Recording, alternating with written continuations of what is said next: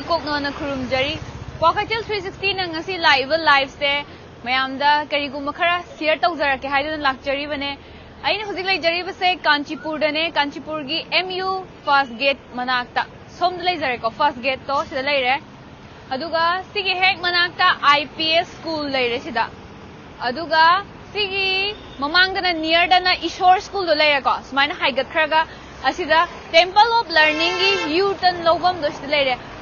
si school mayam sigi mayaida avi collection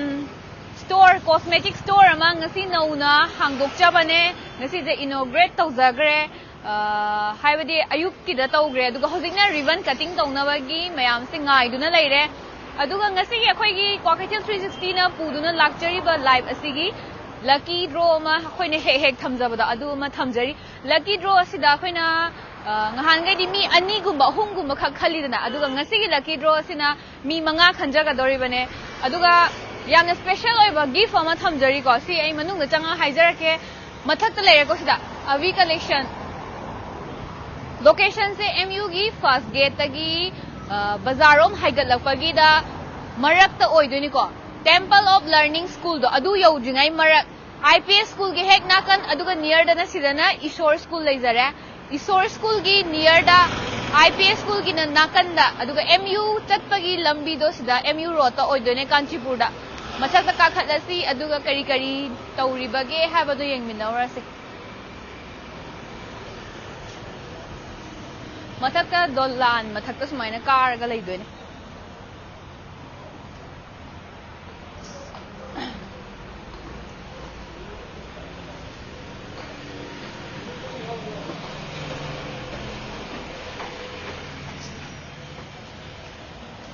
ribbon cutting tawnaba ribbon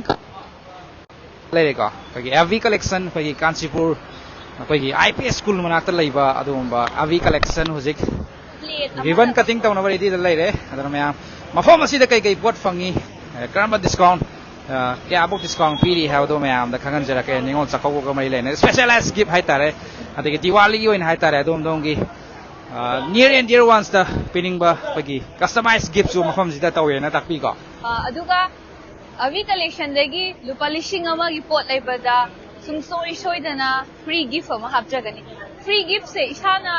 haibati cosmetic ina pame adum moina laga store da laga ko si khan be ai si to be ai do soidana haijarani aduga ngasi gi khoi gi live sigi lucky draw ma thamjari sa lucky draw dagi winner manga khandone winner manga sigi winner manga si khoi gi hojik thajari ba live se haitare share to sanbiro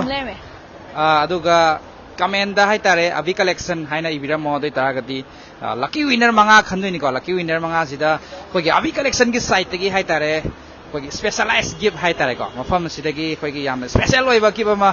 amom khudol tam jagani haitare ko aduga mayam da haijaning ba wafam amana avi collection haiba cosmetic store se nauna ngasi inaugurate tawjabane aduga mayamna support tawbiboina magi Instagram gi page leibane page option page ki link chu hapsare bani link ta the follow to sanbiro live se share to sanbiro aduga comment avi collection haina ibira mo dei taragadi adom su lucky winner manga dugi manungda ama oigedoni ko aduna khoi share to bo kawbiganu aduga comment da avi collection haiba kawbiganu haina iba kawbiganu aduga yamna nungaiba mana ko khoi gi handaki la iba October gi last week side ko give away messenger kani ko khoi give away se mi gai se khan da ba yam naina follow to birak pasing dagi give away gi ming khoi na entry tawdarga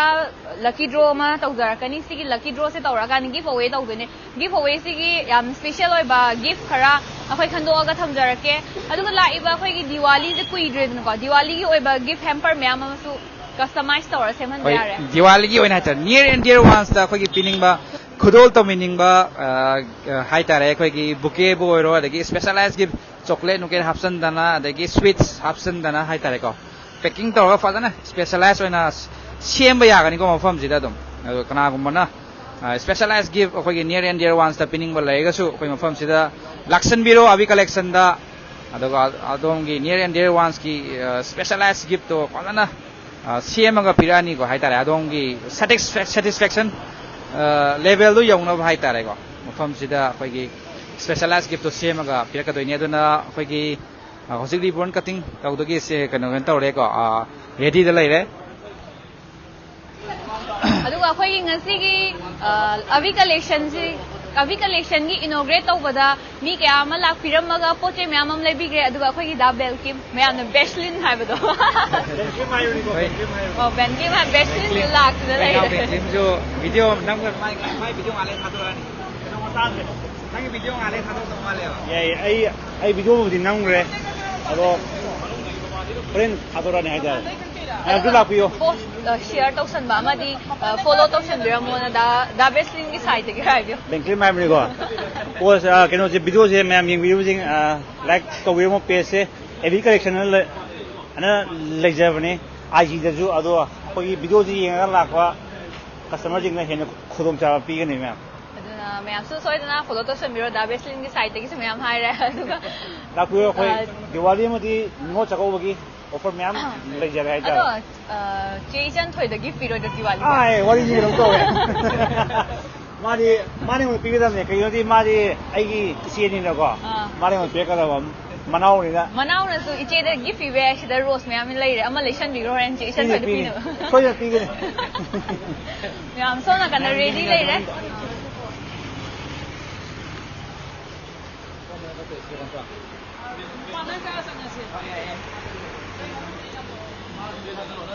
hosik avi collection gi final moment hai tare khoi gi ribbon cutting ceremony gi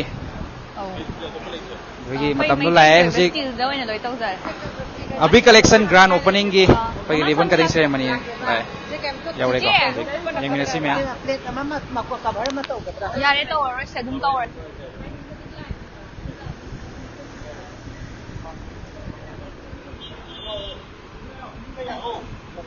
Pemang kuba kuna ready lai ro ko ribbon ek ak paga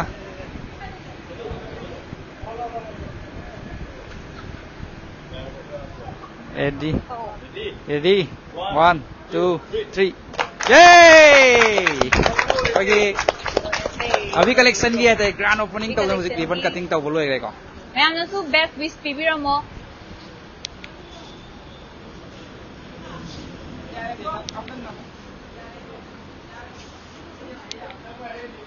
iko in chat lai re avi collection gi ma'am na comment wish pibira mo amadi mga khane adu sida yari ba khoi gi nupi gi oiba jewelry item anti tarnish gi oiba hadi am kan na ma'am na yam pam na seasonary product details yare akhoi da besin ga som na kana hapitang lengsin beraga khara pot chai khara utmina se stay on hold this is first day hold the counter de gi ko se gift item mere ko in Diwali gi boyfriend girlfriend kinya ba ba boki de re adi gi sina ko mirror hai cha re nupi sing gi na ba tako u chadam dai da hai le de yam hajar bane twin one ko la tum ge ja ni ko adu la ja un le gi ni kai le ya sensor oi ba si smart la oh LED yaw ba light LED bulb yaw ba ko ai ba di selfie to ju ya re na specialized gift myam le ko sida oh ni bijing yam pang ba ba aduga sumaina sigumba nupagi siya boyfriend da pina ba boyfriend ju le re duwa sa apna gi ba be tong de ni hai ba do adu gi podam jing ne ba ki chena mi yaw ni aduga body perfume am yaw ni Denver gi aduga fair and handsome hair azara bai tare aduga ini special oi tham ge da nang noi hai to re ge oi ge sai ke oh noi ge keno budi nam gra bane oh moi ge kano ge golden tea gi okay Jolen ki keno product ex loina pha ba ne si ja ai use to gi aduga sina keno gi sina ma hairo nupi gi duna sigi gift hamper sem ba si da koi gi nupi sing na yam na pamba jumka yaure eye shadow ma yaure aduga koi gi sky high gi liner ama su yaure aduga se nacho ma su yaure Beckham na ama perfume da lo kai na sia ama lo kai na noi heroin da pina ba ai no ya ri chat ho jai le ayo hairo nail color ama su yaure aduga sculpture ama su yaure aduga jumka se ani ni ko yai sa amta paikhatpirone si jumka ama tunnel color manakta yawris du yam phajai ko nupi gi oiba diwali me ada nupi gi sumba jumka sine yamna ko aduga plum gi perfume ama jawe sigi perfume jamna nungshi bane manam flavor de aduga khoi gi maitai gi oiba khoi gi inat gi oiba yaudra yadra phanek ama jawe ko phanek pi bide thungnai ha bane kauna gi item am tang yaw man hen fajagadam aw hai badi adugi kauna gi item da adusu laiye ko ngasi je inauguration yam thungna dawsla poi bagi thambagi khudong cha gi da okay ye khoi iram dam gi pot ama hapna di pani put ya le dal le dana khoi iram dam khoi sajaba pot hai tare sidi decoration gi ne ko maming ne kai kham ne keno hai ma table kamna u ne si keno hai da na table top ki style adu gift ki item bouquet ma chayam lai ko sida bouquet si lupa kya pige lupa kya pem do mai kya pem 50 only 50 rupees 50 rupees ta adu avi collection da pot lai ba bu hek la ba lupa lishing ama gi lai ba da si bouquet ma cha da na ta na ko special ba gift ko mayam na pam ga da ba adu soi na hapcha gani adu ngasi akhoi gi inaugurate ga mari le na na akhoi Quality 360 gi live sida mayam da khangan janing is hozik diwali me gi gifts yam sem nei ko gift ki sem na ba gift hamper gi box yam na khaina thamaga stock ta thamjare mayam na order tawsan biro aduga avi collection gi page yu to Instagram ama di Facebook da loina follow tawsan biro ngasi ma kaubi ganu ai chana ju haire hoi lariba diwali am di ningol chakauba maruina hoi gi ningol chakauba ningol jing ya ki emo loimak phangna leijare 15 to 20% ke bada hoi chang da yadra hai da ne khong di khut ti loimak mai di horaga khong bu ke loimak leide sida mane adu gift ki item sida hoi gift ki box hai da re sem na ba adu siju leijare hoi page ta contact ko biro phone number jo hoi me phone number dang pin taw yu na phone number hoji kya pa hoin ha pa hoin ha pa kya hoin ha ta aduga hoji lai jare somna skin care gi oiba khoi gi Cetaphil de me amna dum khang le ko kamai taw ba po no ha ja khoi gi doctor na sizina ba yare na hai di recommend taw po ni ko sa doctor na recommend taw po aduga sigi Cetaphil de me amna dum sizina le ko si ja karam sensitive oiba skin de sizina ba ya ba gai moisturizer adagi serum asina chingba sing mayam leide ai hai di khoi dry oil skin leidana dry je adum mi am lo mak dry onyai ai di winter sa pa have ji natrana mi dry onyai adu summer do khara khoi mai do khore ka ko pa na mai tong lo wa ne ba winter di si chap cha lo aduga mayam na adum khoi gi hoji je nung sa da ko tangai fa da sunscreen de tai da ba ya de ba ado sunscreen na moisturizer da sunscreen na moisturizer ka ani je combo ne yana raga hai tare sunscreen da mama art ki phangani adui malio gi phangani lakme gi phangani .nk gi phangani aduga khoi gi rice and water gi sunscreen lai da mama art ki ni ko da rice and plum gi lai aduga SPF se मैं मतलब नहीं जो 30 अरे 20-30 जमाना ने बस इधर जी 15 आता नहीं है कहीं होती है जी 50 कहीं होती है जी से कोई की आइंग सागी क्लाइमेट चेंज से हम अधिक मधिक चेंज तो वो मरम होएगा कोई की नुकसाई के नोदा UV rays है हम साथी ना वांगे अदुना माय में तो शॉक तना बा 50 जे तभी दो कोई की डॉक्टर ने जो तुम रिकमेंड तो जब नहीं आता है अदो सेगी मदांग से को SPF से 50 ते di chahi nifu su ne tai da mi kan hai wa ma lai na bane ba adu ki madang se ai jo hai ning nge ba ko hojiti khoi gi UV ray gi reaction se yam thi na sa thi re ba aduna SPF 50 sisina ba yam darkar oye ba ko adu SPF 30 kai du de khoi imung de lai ba kan sisina na ba po ne ba adu khoi gi SPF se kano je UV ray se wang na khoi min makha da ga musan ba khosan ba adagi mai min khoi jan ba adagi yam lai da adu ma ja yu se yam na changes to re hai ta .nk gi sunscreen lai jare ko sida .nk gi se skin type ki matung ina dum lai bani ko ai ju si .nk si na yam pha bane .nk je season aba shing na su loine khangbiram gani sigum ba product se khitang ahong ba da gi atang go fa ba abi collection loine phangani alo som na lai face wash 15 to 20% ni ko 15 MRP price dagi 15 to 20% me am no kaya nasai dagi akoi ga keno ga ai changa na akoi na high me am je MRP dagi 15 to 20% oi mak off samna haibada sigi kaino sina MRP da lupa chahum pire na khaloba ado chahum sida khoina 30% ade 40% ta thoki tar di photo amta yaoredna sumaina khara chahum chani pibagum basina 15 gumba percent tu mai ta thok jarani aduga khara tang bagum basina khai tar ko 100 above oiba adugum badana 30 na traga na khoi 20% ta thok jage ba mayam ya pam do ha 1000 above ke hai karke hu dikda 100 ai 1000 above yeah kasi pwede plum gilere sida plum gilere nupa uring thung basing na sigi plum gi ja season ba yang ka nai si ja ikhang e mi season ba da ai na su si na wona mi wona pi ko si am ka nai si ja nupa uring thung basing na si ka tang sina ba na di ka na re ko toner amadi serum gum ba su sina ka da ba ne si plum gi ja face wash na te si gi set sina zele ibere sina face wash ki rek na to oi de Malia le Himalaya le ko adigi clean and clear le si he u ba da kai ma le ko khoi gi nupa na boarding da lai ba de hostel da lai ba nupa sing na ko yam sina ne si ki ne gi si de nu si dress si de avi collection da marang kai na phangi lai si je ani manung ga do yaw am to ni au do yaw ba lai ben ama bol ma cha yaw ba ma yaw am to Fair and handsome sak khaza tho na ba nupa gi si face wash ka de ta tho mai de ngor ko ngong thu ko ne ngong thu ka adugo det cha pada manam su nu si ba fair and handsome mai je aduna handsome oina ba nupa sing na si lai ba lakshan biro ALC gi ja si ja buy one get one ni ko adu ha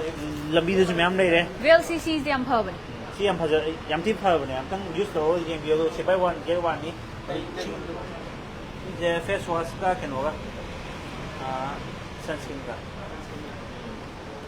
face wash sila mai ta ko wa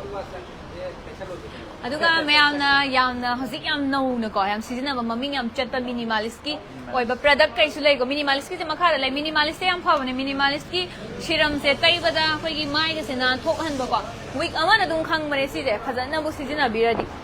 aduga som na lezare nupi singi nang ne khang nang hai ro chom ne hai ro nupi gi ne foundation le som la si ba mai company je nupi gi se inside gi foundation le re sida inside gi foundation je khoi gi warm color oi ba de gi di light oi ba makhal mayam le foundation gi oi ba saru kai makeup ki powder gi som lai jare lak piro som da yeng Zam di jeling tau hui im tang makeup keno gitu forever yaw da ba yaw fixture ocean beauty ko si the foundation oi don all day thai ko si foundation ai tang hai petang lo thu yeng ke ko kai no khang dri bai si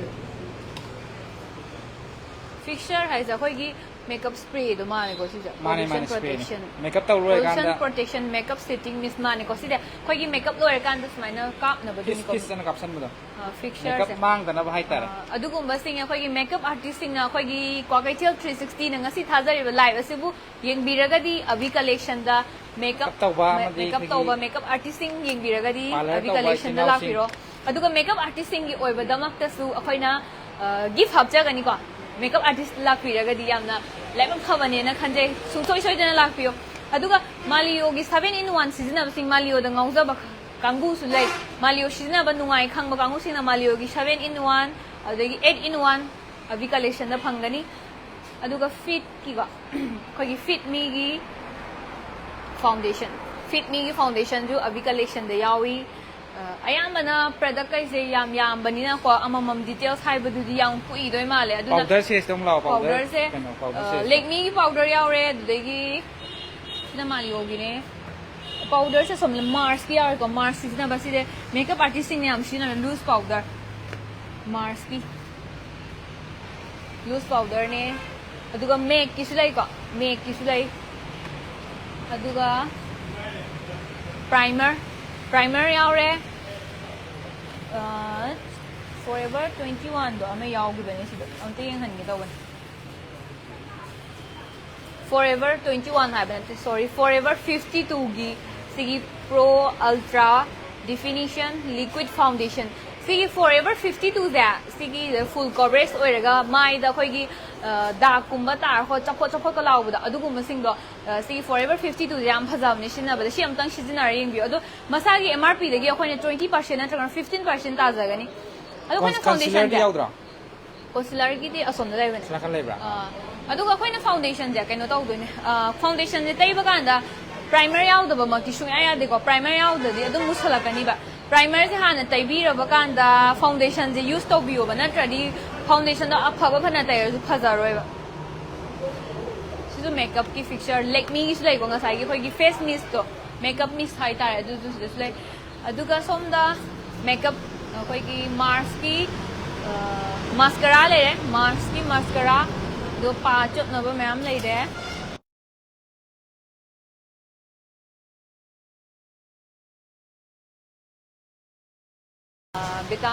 vitamin C face serum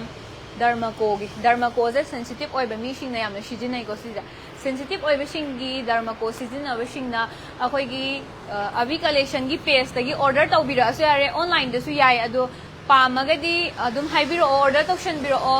stock te siam laizari sida aduga sigi sida lai ge sa khoi sensitive oi ba skin na dermaco gi shijin na ba sing na yeng biraga di order tokshan biro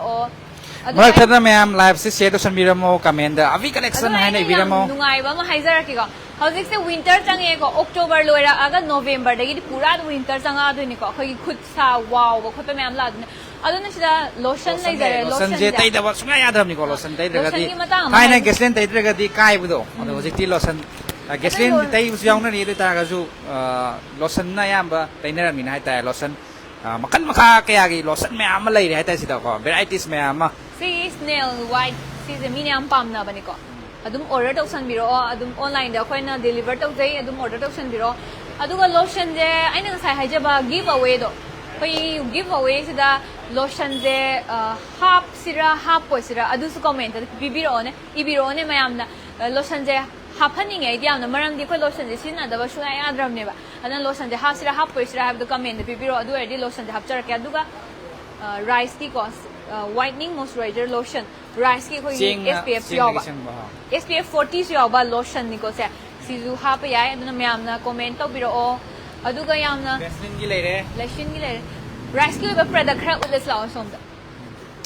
rice ki ba khoi rice ki cream jam season ba ko sina rice ki ki lotion da sina SPF 40 oi ba ko melamine oi ba aduga sina rice ki kaino all skin type oi do ba si ado hai ba sida sunscreen ni ko rice ki all skin type sunscreen SPF 50 sida hai ba khoi gi ngasai degi oliver product sing jai tare ko up to 20% discount ni ko lei de MRP thaw do MRP logzaroi 20% discount tar matung da 599 p ko sigi sunscreen ja mai product ki matung in na hai tare 20% pi ba yaw ni 10% pi ba yaw ni 15% pi ba yaw ni ko adu highest hai tare 20% bok discount lei hai tare ko any products de lei ba any product khuding every product khuding ko aduga rice ki face moisturizer aduga si sina akoi gi niacinamide yaw ba aduga mai MRP se 549 le dum taza do ni sidagi rice seasoning machine na soidana avi collection dagi order option biro aduga vitamin C SPF 50 oi ba aduga soina PA++ yaw ba si season ba phai ko soina plus yaw ba plus ahum yaw di season ba adu si mari yaw ko adum season ba da mai se dum phani ko melamine gi oi do ne season adum sida yaw ba mai gi product kai sa loina phaba ngang to oi aduga som de lezare pagi si shampoo ngata ma la pentin je mayam ningjang birang ani ko pentin je manam sinung siba sam zu phahan ba thaina de gi dum maming chala ko hazu no maming chale ba pentin gi shampoo da ida pentin gi gai shampoo yam yaw re da sunlight lay pa sing gi yam na kana ba ta ko gi lupok thang ko gi winter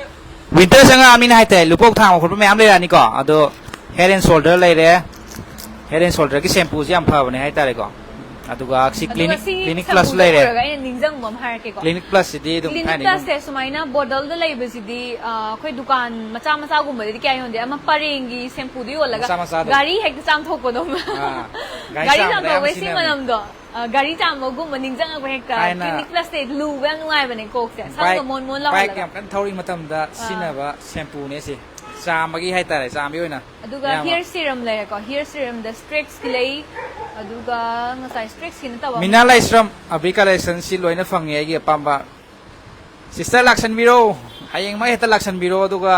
sister gi apamba lo biro discount up to 20% ni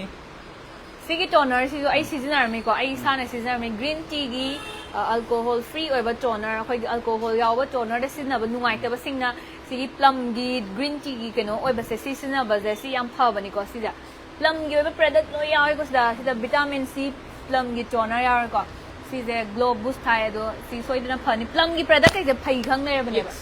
Nix pineapple D pigmentation gi topic serum ne sigi serum se adai na sai season ba hai ga di ko ai hoji gi derma ko gi face serum do season nei ba adu face serum season ba khoi soi fai de khuijan ba dark tar lei ba do adu di khara adum sanai ba da 50% manung da ko 15% ni phai ba mai da ko loina mang cover tau ba ngam resu adum derma ko gi am phai si ju serum ni season bi yo phai serum de aduga season jobiski su season ba mi lei ba ni ko jobiste yang kui da ba keno ne brand ne hai di yang kui na dum chala skin toner skin toner oi da jobiste manam sunu shi bane aduga Himalaya gi refreshing toner si ju ai season mi si ju nungai bani aduga face serum le ko sai rice ki da sida face serum le da adu rice ki jam box na di ko eye cream khatang di sina eye cream du so dum phagi adu si su ai matung na next da ai mai luar ka na season na ke adum na yan su sam gi dang lak se sam gi aduga 3-in-1 gi 7.33 akoi gi sam sangning ba yum da ko akoi na thabal chong chalam dai da lei da dar da sangjan ma do si de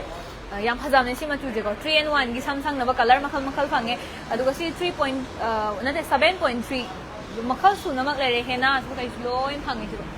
na kai nupa gi hair cream nupa gi hair cream ni ko Yes, be long lasting moisturizer treatment hair cream. Si je koi na nupa khak na su sina de ko koi nupi na sam spray gum season ning da ba kan da ko moisturizer sam da na khoi lai na ba si gi yes bi gi sugum ba gels do dum use to ko nupi na su adum makeup artist sing yam yes bi gi me am lai ra si da spray le le ko koi gi hard hai ta sam je design tong ni mong da to wa ya ba ultra hard lai re si ti kai no keratin professional hair serum bi gi water gloss adagi season lai ai sai hai jab do serum se stretch khatang na te ko yar ja si serum ji yar ai kai do par mi ne ba keratin professional hair serum na ai serum ma lu ji ne ha ba si serum je kamai to ge masak se ko what ai je khara kai tho ko utra di me am na khang moi ba si serum ne dai si mun lai gra ni si nungai do mal si season ara yeng jara ke ahan bane ko aduga malyogi youth freeze toner namasla rose aduga keno ma uchar ke somna kana makhad lai re mama art ki onion conditioner onion gi sam season bane ko si jamina conditioner onion gi oi ba pocha aduga sida amana jare Himalaya gi anti dandruff shampoo aduga Colgate ama sabi si Colgate na dra mane Colgate ama su free da ha pe ko aduga sigi price na lupa chahum ga humra khatan he shampoo mu sare Colgate am sare aduga sida gi discount su ta te ne si license ma kane ko gift ha pa je pa mi ko dum aduga anti dandruff ki Himalaya gi oil sina thau oi do ba ke dum sam gi ha di khang de pani ha di dum loi na season ni nge adu ku sina koi gi home gi da thamba kai non di kai be armo menam nu si to room freshener lavender lei gi jam ya am lai ko sida koi gi jasmine gi aure lovely lavender aure lavender manam nam thi ba adu si je keno lak ko matam da sa kai ko be are ko si je kya hoi jana si je ba 50 makeup ki keno na tro makeup pouch si je bu season ba da khoi yang kui ne season bi ganu ko hai ba di sudu o kan da su adum motion ba lai bane ba aduna si je vi collection da lupa yang khai da phang si da yang khai thar me ko aduna khoi na order tau bi ra ba kan da siang su lupi sing lai sa bi sing tau san bi ro adu si je lupa yang khai sai de ni fu sa lam ge na lupa tara ta lam ge le de ki pa sam na ba le de pa ka na ba yang nungai bam ga uchar ke si de ai khoi na lai sa bi sing na ko lupa su dum si na ba ai se khoi nu pa na ki ba kan hari ikai na bai type tam toy ba adu to bi ga nu ba lambi chat pa da mai mit mot pa hai se dum tai thok ka da bane ba aduna mingzen se nu pa di mingzen puna de nu pi di ayam mana mingzen punai adu mingzen hai ta mingzen do mirror do mai hang do pa se si je nu pi ga ne am pam na ba ne ai chu pa me do lei ge kha lei si diang kui re don lei di sung lei ma tham che si ar me do to mingzen ni ko si nu pi na yang pa na cute oi dra ne si swai khum da ni sam che su swai hat pe ya yaw re yam pha wa pi khao dum ha ya re ko si de pi khao dum ha pa dum sa ya big hand big ma cha na su dum ha pe ya re ba si je ado si price su kya no 80 oi si je 80 oi je lu pa tara mung ta halam ge si su order ta salo lu pa tara mung ta halam 70 sa halam ge aduga angang sing gi oi ba khara su uchara ge Johnson baby amadi Himalaya angangi gift set hai tare ko thau yaure sapo newborn baby gi hai tare ko newborn baby le natra ka su adum sina ba ngat ne si adu moi dukan si da yauri jo ne loine unique oi ha ba ko loine phaja ba si je ne ahoi na sosti da ga pi ai ko angang ko am dai da ga imane bi da kainom pi ba je smaina cover ga tausala yaw ba je phaja dra ne Johnson baby gi gift set ne sina khoi gi angang una ga da ba yaure moisturizer yaure sida dum set ngai tare pulak wipe angang una ga da ba lei ba sing na diaper rash ai cream yaure hai pitang lo thoi yang hala ke ko si da to smaina big su yaure ka aduga Johnson baby ga na smaina ga thai one ki chain gi da to thai ya do moi je lok si de hang ra ge manung na ke yaw no hai ba do du di khang dre ado si je sida yaure jine si ja samchit am su yawe wipes su yaure oil su yaure sapon su yaure kaino phaja ba yam yoli sibo aduga ama haijar ke sigi wipes me am su yaure ko makeup tauba khoi gi makeup tauba nupi sing leishabi sing amadi nupa na su sijina ba makeup artist sing na su yam toina sina ba sigi makeup ke khoi makeup remove ta khona ba kaino wipes ni ko si wipes te free alcohol oil pa kya pizza no yam di lupa 90 khata ne se sibu masu yam yaw ado yon ge har ga so abi collection de gi wholesale da pithok ko su ya aduna abi collection da yon ge har ga di pochai su mayam lo bla pyo mal yo usle sunscreen hai ko better stop sunscreen refreshing wipes with sun protection hai ko refreshing wipes ko sun protection yaw hai sida aduga sigi baby oil hair oil sa akoina angang khak na season da ba akoi gumba na sne si de dum hair oil se akoi kok tumam dai gumba season ba yam nungai si de mayam season ba yaw biram gani ado khang de order se yaure adagi powder la yaure adagi lotion yaure Johnson baby gi angang gi loi sure ko item se na kong se sina kong ko na bo ani udra akoi di ka doi khamra si de dang chol hal la ga mit ki hendo pa gumba adu ma se am sina ba nungai si de adu ka sina angang nga ta feel gi ko si ta feel ko nga ta adu ga si yengalo white tone gulaberry rose water ne rose water si rose water sa gi makeup remover ta udu su sina ba nungai ba ne sina wipes ki oi ba de gi di si makha gi ji white tone je si powder na to white tone ki powder sina ba sing le white tone ki cream le re white tone ki powder le re adagi nupa gi koi fa na ba khur le re khur bhai ja ne sa razor me am le re du si kai na si ja gentle kai one is foam me swain tai san da koi da han tu da dai na ba foam koi fan na ba foam da Vel CC gi almol honey di body lotion ne se 1+1 Vel CC is yawe ama le ba ama happy na trata ama le ba ama hap am ko char pyo buy get one free Vel CC gi buy get one buy one get one free buy one get one free 5 in 1 hai Vel CC de padai ne pa ba buy one get one free buy one ꯁꯤꯗꯅ ꯑꯩꯈꯣꯏꯒꯤ ꯋꯥꯏꯞꯁꯀꯤ series ꯉꯥꯛꯇ ꯂꯩꯔꯦꯀꯣ ꯋꯥꯏꯞꯁꯦ ꯁꯤ ꯋꯥꯏꯞꯁꯤꯅ ꯑꯆꯧꯕꯀꯣ wipes ꯑꯆꯧꯕ ꯍꯥꯏꯇꯥꯔꯦ ꯑꯩꯈꯣꯏꯒꯤ ꯑꯉꯥꯡꯁꯤꯡꯅ ꯑꯉꯥꯡ ꯆꯦꯟꯕꯁꯤꯡꯒꯤ ꯍꯥꯏꯇꯥꯔꯦ ꯋꯥꯏꯞꯁꯦ ꯑꯗꯨꯛꯀꯤ ꯃꯇꯤꯛ ꯗꯔꯀꯥꯔ ꯂꯩꯀꯣ ꯗꯥꯏꯄꯔ ꯁꯦꯠꯄꯅꯤꯅ ꯂꯣꯏ ꯌꯧꯔꯛꯀꯗꯣꯏꯅꯤ ꯑꯗꯨꯒ ꯂꯣꯁꯟꯒꯤ ꯄꯔꯦꯡ ꯉꯁꯥꯏꯅ ꯎꯠꯆꯈꯤꯕꯁꯨ ꯂꯩꯀꯣ ꯂꯣꯁꯟꯁꯦ ꯁꯤꯗꯁꯨ ꯂꯩꯔꯦ ꯁꯦꯀ꯭ꯔꯦꯠ ꯇꯦꯝꯄꯇꯦꯁꯟ ꯁꯦꯀ꯭ꯔꯦꯠ ꯄꯔꯐ꯭ꯌꯨꯝ ꯎꯠꯂꯛꯑꯒꯦ ꯌꯦꯡꯉꯣ ꯄꯔꯐ꯭ꯌꯨꯝꯁꯦ ꯀꯃꯥꯏꯅ ꯇꯧꯕꯅꯣ ꯄꯔꯐ꯭ꯌꯨꯝ ꯃꯌꯥꯝꯁꯨ ꯌꯥꯎꯔꯦꯀꯣ ꯅꯨꯄꯥꯒꯤꯁꯨ ꯌꯥꯎꯔꯦ ꯅꯨꯄꯤꯒꯤꯁꯨ ꯌꯥꯎꯔꯦ ꯑꯗꯒꯤ ꯕꯦꯂꯥꯕꯤꯇꯥ ꯌꯥꯎꯔꯦꯀꯣ ꯄꯔꯐ꯭ꯌꯨꯝ ꯃꯅꯝ ꯌꯥꯝ ꯅꯨꯡꯁꯤꯕ ꯍꯥꯏꯇꯥꯔꯦ ꯑꯩꯈꯣꯏ ꯃꯃꯤꯡ ꯑꯗꯨꯝ ꯕꯦꯂꯥ ꯚꯤꯇꯥꯒꯤ ꯁꯤꯁꯦ ꯃꯅꯝ ꯅꯨꯡꯁꯤꯕꯅꯦ ꯑꯗꯣ ꯁꯤꯁꯦ ꯑꯃ ꯀꯥꯏꯊꯣꯛꯑ ꯌꯦꯡꯁꯤꯔꯥ ꯀꯥꯏꯊꯣꯛꯑꯅꯨ ꯌꯥꯔꯦ ꯑꯗꯨꯝ ꯎꯔꯃꯤꯅ ꯀꯥꯏꯊꯣꯛꯑꯗꯤ ꯃꯤꯅ ꯂꯩ ꯅꯨꯡꯉꯥꯏꯔꯣꯏ ꯁꯤꯁꯤꯁꯨ ꯄꯔꯐ꯭ꯌꯨꯝ ꯃꯥꯜꯂꯦꯀꯣ ꯑꯗꯒꯤꯗꯤ ꯄꯔꯐ꯭ꯌꯨꯝꯁꯤ ꯄꯔꯐ꯭ꯌꯨꯝ ꯁꯦꯠꯁ ꯕꯣꯗꯤꯁꯤꯅ ꯉꯥꯛꯇꯅꯤꯀꯣ ꯄ꯭ꯂꯝꯒꯤ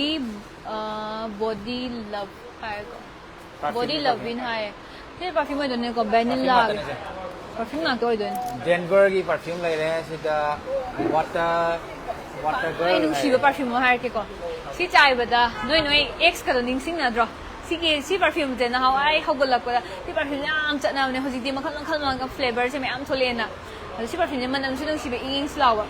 ꯑꯩꯗꯤ ꯁꯤꯁꯦ ꯃꯅꯝꯁꯦ ꯎꯔ ꯑꯩ ꯑꯦꯛꯁꯇꯣ ꯅꯤꯡꯁꯤꯡꯉꯦ ꯁꯤ ꯃꯅꯝꯁꯦ ꯌꯥꯝ ꯅꯨꯡꯁꯤꯕꯅꯦ ꯑꯗꯨꯒ ꯅꯨꯄꯥꯒꯤ ꯑꯣꯏꯕ ꯗꯦꯟꯚꯔ ꯁꯤ ꯗꯦꯟꯚꯔꯁꯦ ꯅꯨꯄꯥꯁꯤꯅ ꯑꯩꯈꯣꯏ ꯗꯥ ꯍꯣꯏꯒꯩꯅ ꯌꯥꯝ ꯆꯥꯏꯔꯛꯄ ꯁꯤꯒꯤ ꯗꯦꯟꯚꯔꯒꯤ ꯑꯣꯏꯕ ꯄꯔꯐ꯭ꯌꯨꯝ ꯃꯌꯥꯝ ꯌꯥꯎꯋꯦ ꯁꯤꯗ ꯅꯨꯄꯥꯒꯤ ꯑꯗꯨꯒ ꯏꯟꯚꯤ ꯁꯤꯗꯁꯨ ꯑꯗꯨꯝ ꯂꯩꯔꯦꯀꯣ ꯄꯔꯐ꯭ꯌꯨꯝ ꯀꯂꯦꯛꯁꯟꯁꯤꯗꯤ ꯈꯪꯗꯦ ꯃꯈꯜ ꯃꯈꯜ ꯊꯝꯅꯤꯡꯗ꯭ꯔꯥ ꯑꯗꯨꯒ ꯑꯩꯈꯣꯏꯒꯤ ꯄꯣꯀꯦꯠ ꯄꯔꯐ꯭ꯌꯨꯝ ꯑꯣꯏꯕ ꯌꯥꯕ ꯃꯆꯥ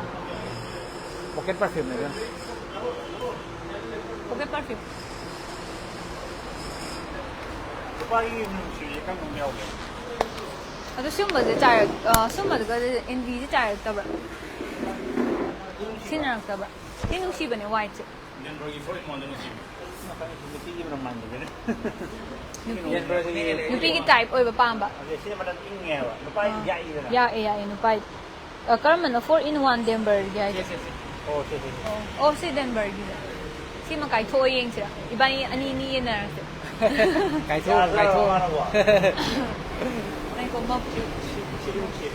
ꯚꯦꯅꯤꯂꯥꯁꯦ ꯀꯥꯞꯄ ꯌꯦꯡꯉꯨꯅꯦ ꯑꯗꯣ ꯁꯤ ꯑꯩ ꯃꯅꯝꯁꯦ ꯅꯝꯕꯗ ꯀꯅꯥꯅꯣꯝ ꯅꯤꯡꯁꯤꯡꯉꯦ ꯑꯦꯛꯁ ꯅꯤꯡꯁꯤꯡꯉꯦ ꯑꯗꯨ ꯅꯨꯡꯁꯤꯕꯅꯦ ꯑꯗꯣ ꯀꯔꯝꯕꯅ ꯅꯨꯡꯁꯤꯒꯦ ꯄꯤꯡꯁꯦ ꯅꯨꯡꯁꯤꯕꯅꯦ ꯄꯤꯡꯁꯦ ꯁꯦꯀꯦꯟ ꯅꯨꯡꯁꯤꯕꯅꯦ ꯀ꯭ꯔꯁ ꯑꯗꯒꯤ ꯆꯝꯄꯥꯀꯥ ꯗꯤꯂꯥꯏꯠ ꯁꯤ ꯋꯥꯇꯔ ꯒꯔꯜꯒꯤ ꯃꯥꯟꯗꯔꯤꯟ ꯇ꯭ꯋꯤꯁ ꯁꯤ ꯀꯌꯥ ꯊꯥꯎ ꯃꯅꯝ ꯅꯝꯗ꯭ꯔꯣ ꯁꯤꯒꯤ ꯋꯥꯇꯔ ꯒ꯭ꯔꯤꯜ ꯍꯥꯏꯁꯦ ꯋꯥꯇꯔ ꯒꯔꯜ ꯍꯥꯏꯕ ꯅꯨꯡꯁꯤꯕꯅꯦ ꯁꯤꯁꯨ ꯑꯗꯨꯝ ꯅꯨꯡꯁꯤꯕꯅꯦ ꯁꯤꯁꯤꯅ ꯁꯥꯄꯣꯟ ꯑꯩꯈꯣꯏ ꯍꯩ ꯃꯅꯝ ꯅꯝꯃꯦ ꯂꯩꯒꯤ ꯃꯅꯝꯁꯤꯅꯗꯤ ꯅꯨꯡꯁꯤꯕꯅꯦ ꯑꯗꯨꯒ ꯄ꯭ꯂꯝꯒꯤ ꯂꯩꯔꯦꯀꯣ ꯁꯤꯗ ꯅꯨꯡꯁꯤꯕꯅꯦ ꯄ꯭ꯂꯝꯁꯦ ꯄ꯭ꯂꯝꯒꯤ ꯄꯔꯐ꯭ꯌꯨꯝ ꯌꯥꯎꯋꯦ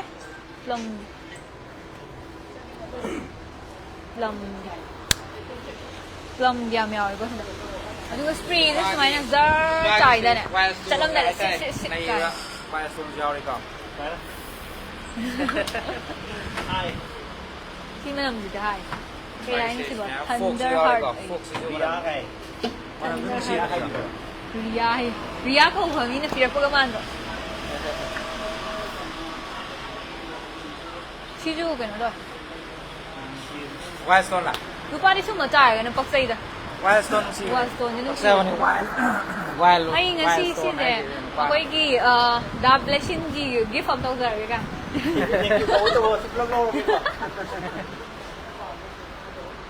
ꯋꯥꯇꯔ ꯒꯔꯜꯁꯤ ꯁꯤꯗ ꯑꯃ ꯂꯩ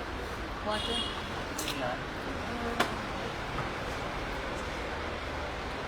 ꯁꯤꯁꯤꯅ ꯃꯅꯝꯁꯦ ꯀꯩꯅꯣꯝ ꯇꯧ ꯊꯕꯤ ꯃꯅꯝ ꯅꯝꯕ꯭ꯔꯥ ꯀꯩꯅꯣꯝ ꯇꯧ ꯐ꯭ꯂꯦꯚꯔ ꯌꯥꯝ ꯈꯪꯗ꯭ꯔꯣ ꯊꯕꯤꯕꯨ ꯃꯅꯝ ꯆꯦꯟꯕ꯭ꯔꯕ ꯃꯅꯝ ꯑꯃ ꯐꯥꯎꯋꯤꯗꯅ ꯁꯤꯁꯤꯅ ꯈꯔ ꯄꯔꯐ꯭ꯌꯨꯝ ꯃꯥꯟꯗꯦ ꯁꯤ ꯑꯩꯈꯣꯏ ꯍꯩ ꯃꯅꯝ ꯆꯥꯅꯕ ꯑꯆꯥꯄꯣꯠ ꯃꯅꯝ ꯑꯗꯣ ꯁꯤꯁꯦ ꯃꯅꯝꯗꯤ ꯅꯨꯡꯁꯤꯕꯅꯦ ꯀꯥꯏꯊꯣꯛꯑꯁꯤꯔ ꯏꯕꯥꯅꯤ ꯊꯛꯇꯣꯛꯈꯤꯅꯤꯀꯣ ꯑꯉꯥꯡꯅꯒ ꯁꯤꯗꯤ ꯍꯩ ꯃꯍꯤ ꯃꯥꯟꯗꯅ ꯉꯥꯡꯕꯁꯤꯗ ꯕꯣꯇꯜꯁꯦ ꯑꯗꯣ ꯁꯤ ꯍꯩ ꯃꯍꯤ ꯀꯩꯒꯨꯝꯕ ꯃꯥꯜꯂꯦ ꯀꯥꯏꯔꯦ ꯁꯤꯁꯦ ꯂꯧꯔꯦꯅ ꯈꯜꯂꯣ ꯂꯧ ꯁꯤꯒꯤ ꯄ꯭ꯂꯝꯒꯤ ꯀꯩꯅꯣꯁꯦ ꯁꯤꯁꯦ ꯏꯕꯥꯅꯤ ꯇꯪꯈꯥꯏ ꯌꯦꯟꯅꯔꯗꯤ ꯁꯤ ꯀꯥꯏꯊꯣꯛꯑꯒꯦ ꯃꯅꯝ ꯅꯨꯡꯁꯤꯕ ꯌꯦꯡꯉꯁꯤ ꯕꯣꯗꯤ ꯃꯤꯛꯁ ꯑꯣꯏꯗꯣꯏꯅꯦꯕꯀꯣ ꯃꯅꯝ ꯅꯨꯡꯁꯤꯕ ꯆꯤꯡꯕ꯭ꯔꯣ ꯁꯤꯕ 누시벤. 걔는 body mist 야. 로스티. 사이다 소이나. 하이나 짜이비. 하이나. 짜이비요. 사이. 누시벤. ꯑꯗꯨꯒ ꯁꯤ body mist ꯀꯤ ꯀꯥꯟꯅꯕ ꯑꯃ ꯍꯥꯏꯖꯔꯛꯀꯦꯀꯣ ꯑꯩꯈꯣꯏꯒꯤ ꯕꯣꯗꯤꯗ ꯈꯇꯪ ꯃꯤꯁ ꯅꯠꯇꯕ body mist ꯈꯇꯪ ꯏꯪ ꯂꯥꯎꯗ꯭ꯔꯥ ꯁꯤꯒꯤ body mist ꯁꯦ ꯀꯩ ꯀꯥꯟꯅꯩ ꯍꯥꯏꯔꯒ ꯑꯩꯈꯣꯏ ꯄꯤꯂꯣꯗꯀꯣ ꯃꯣꯟꯒꯨꯝꯕꯁꯦ ꯃꯅꯝ ꯅꯨꯡꯁꯤꯔ ꯇꯨꯝꯕ ꯅꯨꯡꯉꯥꯏꯇ꯭ꯔꯥ ꯃꯣꯟ ꯑꯗꯨꯝ ꯀꯥꯞꯄꯁꯨ ꯌꯥꯏ ꯁꯤꯁꯦ body mist ꯁꯤꯁꯨ ꯑꯃ ꯂꯧꯁꯟꯕꯤꯈ꯭ꯔꯣ ꯑꯗꯨꯒ ꯃꯈꯥꯗ ꯐꯣꯛꯀꯤ ꯃꯌꯥꯝ ꯂꯩꯔꯦꯀꯣ ꯐꯣꯛꯀꯤꯁꯦ ꯐꯣꯛꯁꯦ ꯕꯨ ꯃꯅꯝ ꯅꯨꯡꯁꯤ ꯐꯣꯛꯇ ꯑꯃ ꯂꯩꯕꯅꯦ ꯈꯣꯡ ꯃꯣꯖꯥ ꯃꯅꯝ ꯅꯝꯕ ꯑꯃ 시다네 블랙이 없네 봐 거의 나는 하고 아이 짧아 도 그냥 너무 남남해 콩 모자 안 나면 스쿨 잠다 해다 할라 거의 이거 와스톤 이제 싱어 사이드 많은데 말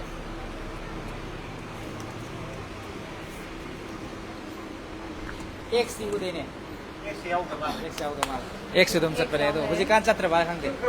우트리. 시시. 아도 다블레션기 제찬 토이드 피나바 시게세 그냥 웃자게 Pino mo pa mo sa lagi mo. La. Makatawa interview ma to ko. 에이는 탱을라이다 마 누피에니 체나나 호나보다 나 누피에니 체나나 호나보다 탱이 요람니 네 혹시 돈비 말래 돈비를 필요히나 마주만 한번 가라 Masuk mana malau kalau tu nak faham ni nanti dia macam cakap pun tu nak.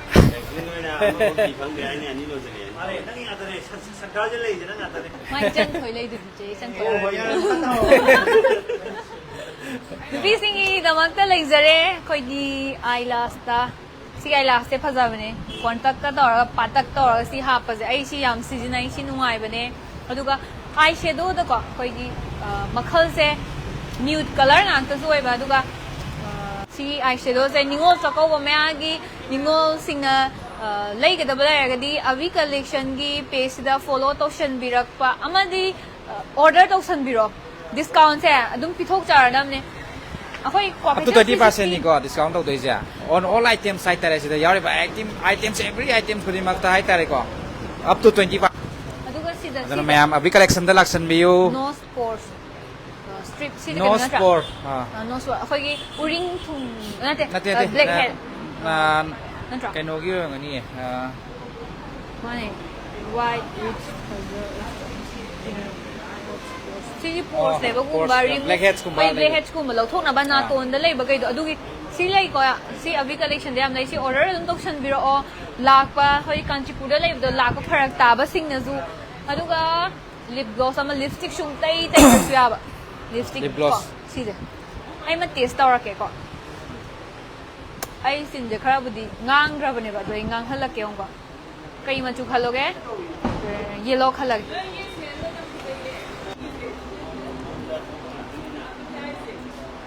시제 누가에 버는 신나봐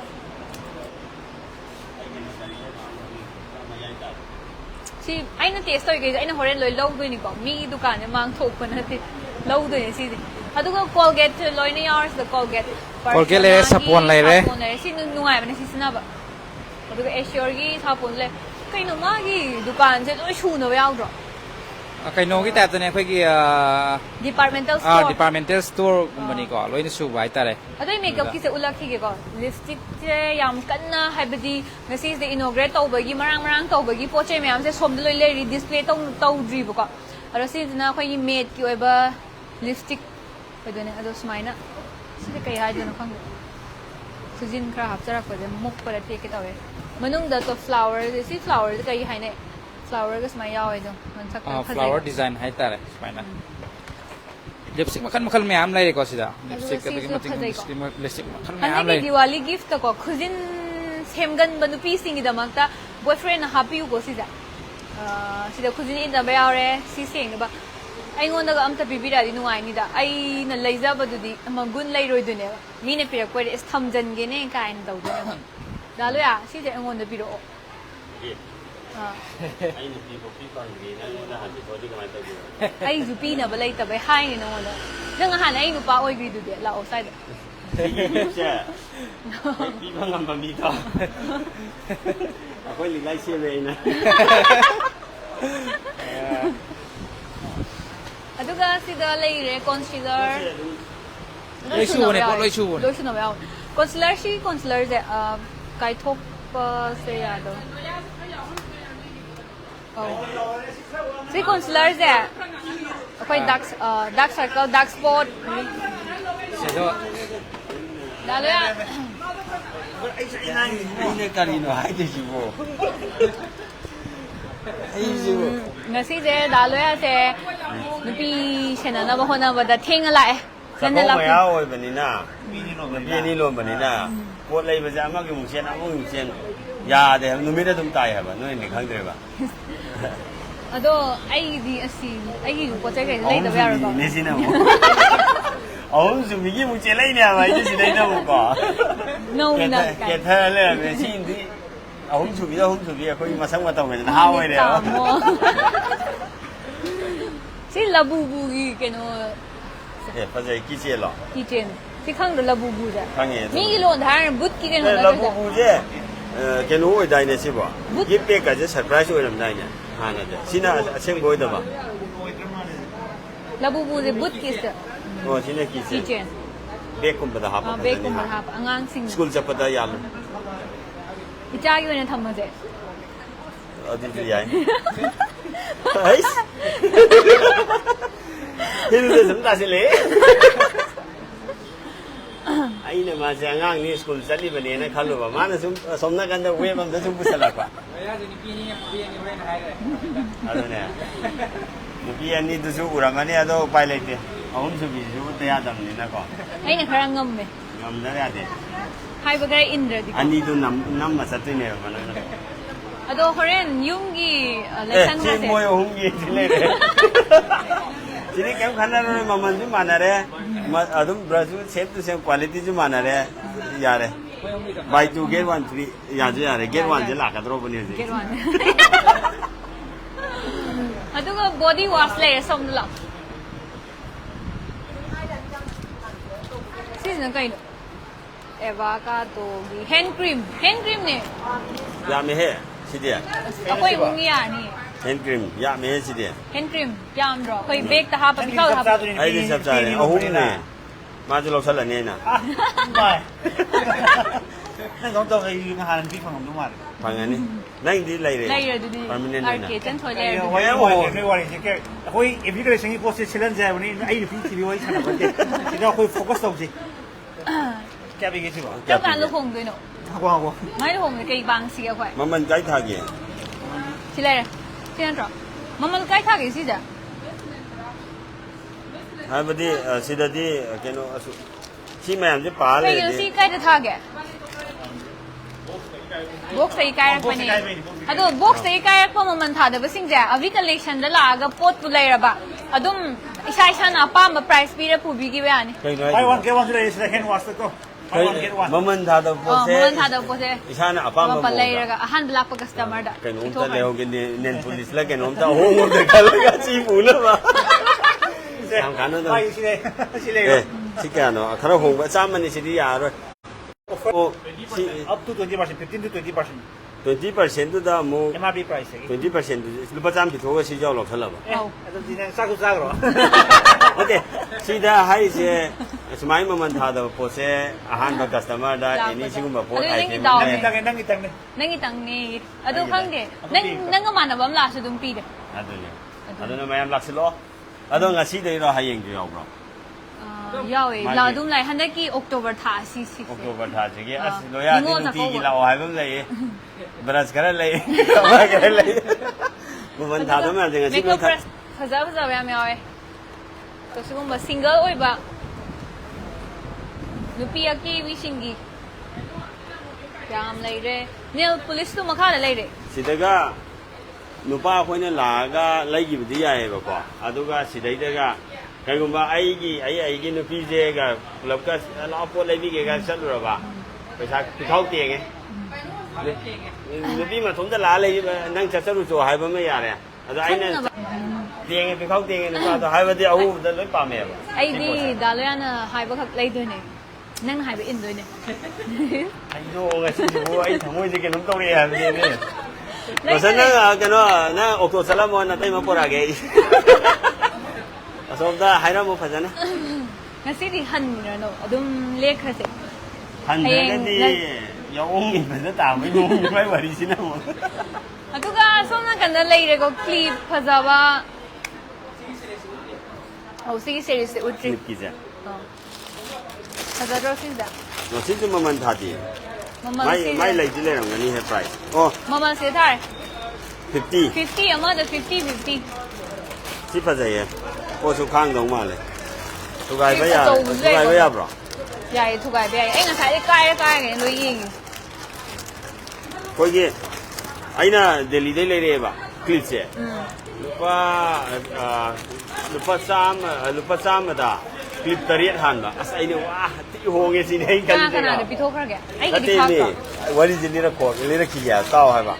루파 삼에 클립 다리에 할래 티 홍로 honge 레레 아이제 과 윤도 홍에 스마일 패켓 더가 아도 유미로 가 클립세 아무무 파도 띠에크라 as 하이버디 오, 시지나 홍이야. 포시 링드라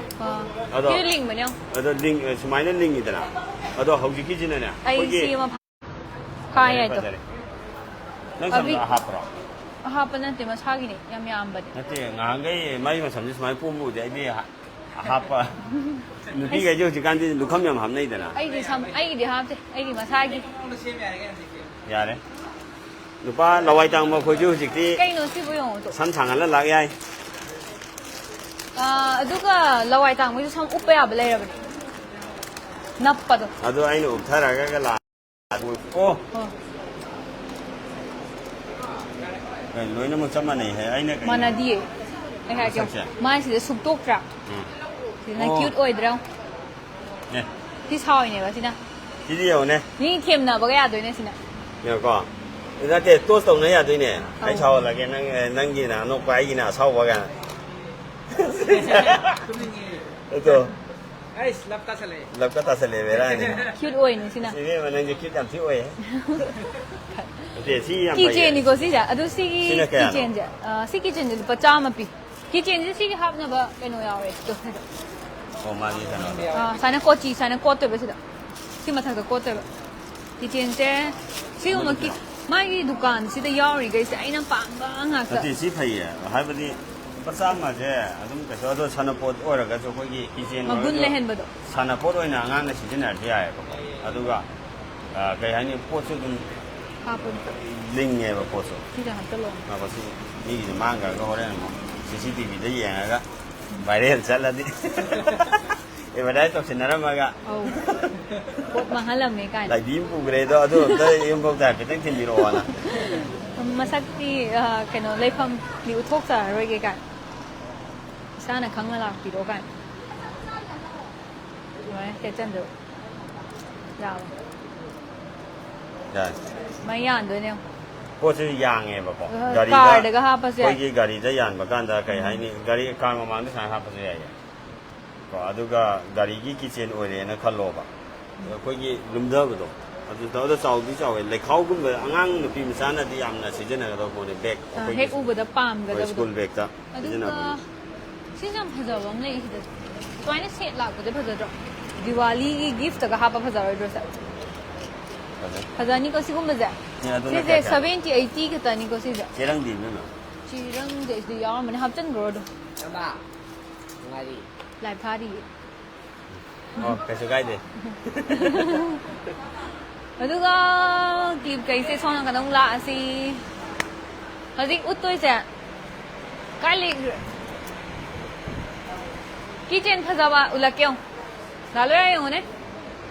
si kitchen je ura ka ni ningjang ke ga yong ne to ne si se ka ka no si gi kitchen ja to si yam phaja ba ni si kitchen abdi gari ni sa gi di ko ado bag ta ga samai ne ya ana mana hu ji kan de kitchen je gari ni sa ju si ne do bag se si nam si ne noi lao ne si de pam jo 지금 애니메기 걔는 키친함이 아왜 또 지금 나 애니메기 키친에 밤로나 애니메기 키친에 क्या क्या ना खनिंग खक खादी कमान करम खंजिगे खनबदा वा बिदुने ओइजे इलुपा निफु खतन चिलाइरे तो cute ओइबा नोबानी फजे हाब चप मनाइ तो hello किची ने ना पाम बजाने ये स्माइलिंग तो ओयाइ तो ना देसी हम सी बजे ये किचन जे होने अरे ये है ना फजावा किचन को उलक क्यों सीधे ओ स्पाइडरमैन मचा मकोक चाउबी नि सिना मकोक चाउबी स्पाइडरमैन अदु सीधे कहीं नम हाई दाने सी एनिमे जे ममिंग जा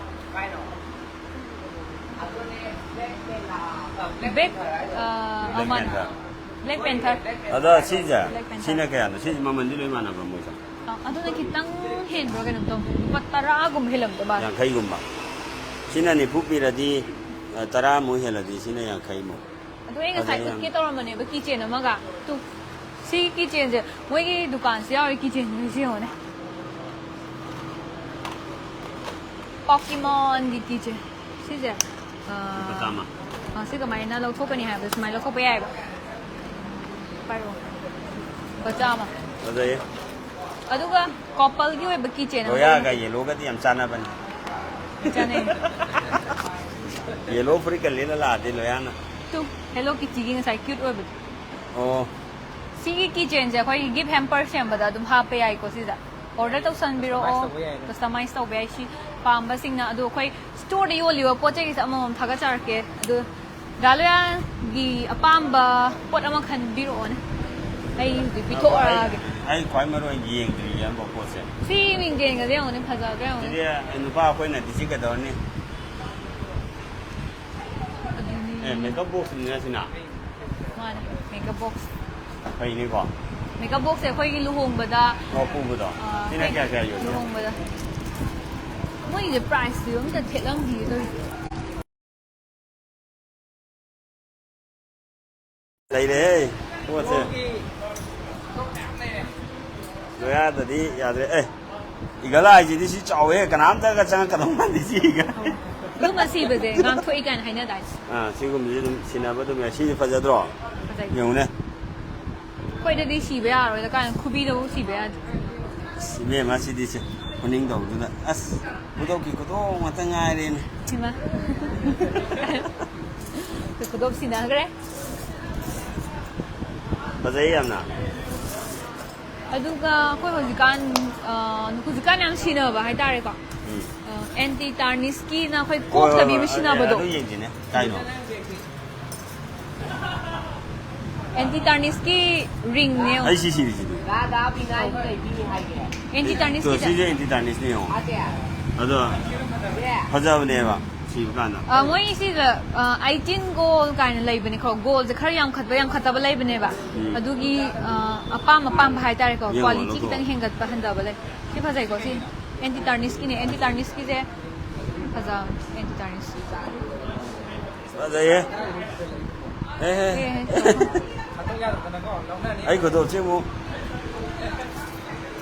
oh si de adjustment ya ya sana to fa ja de ho sina khara chaw ma le nti sira kan da ko yi fazai au si sidagi goal khara light oi besu lai ko ani tarnish se makhal ani le makala ni makhal ani le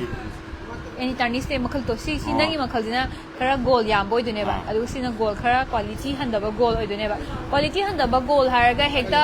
ko ka da bane ko na ti si sina gold color da sina light ni to pa color oi adu da moi ge ma 18 goal ka lai bane ba ani tarnish kya adu gum oi dune si sina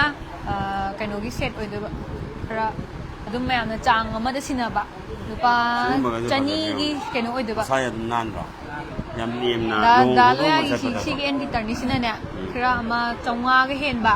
adu lising mu ki oi ba jaga lising lom da lak pa anti tarnish oi do ba oh anti tarnish se atang ko so makhan le adu ra ga jo akoi na lohong ba kai kai chani ko da sumai na khudo ma chang wa si tu pa da si am nei ta ꯑꯗꯨꯝ ꯌꯥꯔꯦ ꯑꯗꯨꯗꯒꯤ anti ꯑꯗꯨ ꯇꯔꯅꯤꯁꯀꯤ ꯅꯨꯄꯤꯁꯨ ꯑꯗꯨꯝ ꯌꯥꯅꯤ ꯁꯦ anti ꯇꯔꯅꯤꯁꯀꯤ ꯑꯣꯏꯕ bracelet ꯌꯥꯝ ꯂꯩꯀꯣ ꯑꯦꯟꯇꯤ ꯇꯔꯅꯤꯁꯀꯤ ꯁꯤ ꯕ꯭ꯔꯦꯁꯂꯦꯠ ꯂꯣ ꯉꯛꯁꯝꯒꯤꯔꯣ ꯑꯁꯤꯅ ꯀꯩꯅꯣ ꯑꯣꯏꯗꯣꯏꯕ ꯅꯦꯛ ꯆꯦꯟ ꯑꯣꯏꯗꯣꯏꯕ ꯉꯛꯁꯝꯒꯤ ꯁꯤꯅ ꯈꯨꯠꯀꯤ ꯂꯩꯔꯦ ꯑꯣ ꯁꯤ ꯌꯥꯝ ꯆꯠꯅꯩ ꯍꯧꯖꯤꯛꯁꯦ ꯆꯠꯅꯩ ꯆꯠꯅꯩ ꯁꯤꯒꯤ ꯇꯣ ꯁꯦꯠ ꯂꯩꯔꯦ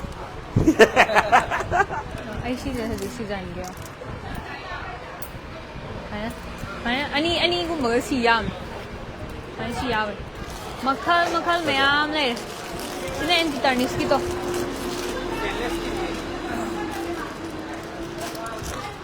ꯑꯩꯗꯤ ꯁꯤ ꯐꯖꯗꯧ ꯃꯥꯜꯂꯦ ꯅꯨꯄꯤꯁꯤꯕꯨ ꯁꯤꯝꯄꯜ ꯑꯣꯏꯀꯣ ꯑꯗꯨꯗꯣ ꯀꯩꯅꯣꯝꯃ ꯆꯠꯄꯒꯤ ꯒꯥꯂꯦꯔꯁꯦ ꯄꯣꯠ ꯈꯟꯕꯒꯗꯤ ꯌꯥꯝ ꯍꯩꯅꯦ ꯑꯗꯨꯕꯨꯗꯤ ꯅꯨꯄꯤ ꯑꯅꯤ ꯂꯣꯜꯂꯛꯏꯅꯤ ꯀꯩꯅꯣ ꯇꯣ ꯐꯖꯗ꯭ꯔꯣ ꯑꯩꯅ ꯈꯜꯂꯤꯁꯤꯒ ꯅꯪ ꯈꯜꯂꯤꯁꯤ ꯃꯥꯟꯅ 이만이 와큰 잠만해 이래봐 ꯑꯩꯅ ꯈꯜꯂꯤꯁꯤꯒ ꯅꯪꯅ ꯈꯜꯂꯤꯁꯤꯒ 그러지 ꯑꯅꯤꯁꯦ ꯃꯥꯟꯅꯩ 많이 떨어 호렌 낭나 돈다 한거로 아예 너무 그러게 알아 ꯑꯩ ꯁꯨꯝ ꯑꯦꯟꯇꯤ ꯇꯔꯅꯤꯁꯀꯤ 맞아요. ꯁꯤꯖꯜꯂꯦ ꯍꯣꯔꯦꯟ ꯌꯥꯝꯗꯤ ꯈꯜꯂꯣꯏ ꯁꯤ ꯈꯔ ꯑꯃꯅꯤ ꯈꯟꯕꯁꯦꯀꯣ 야래 시대인데 아이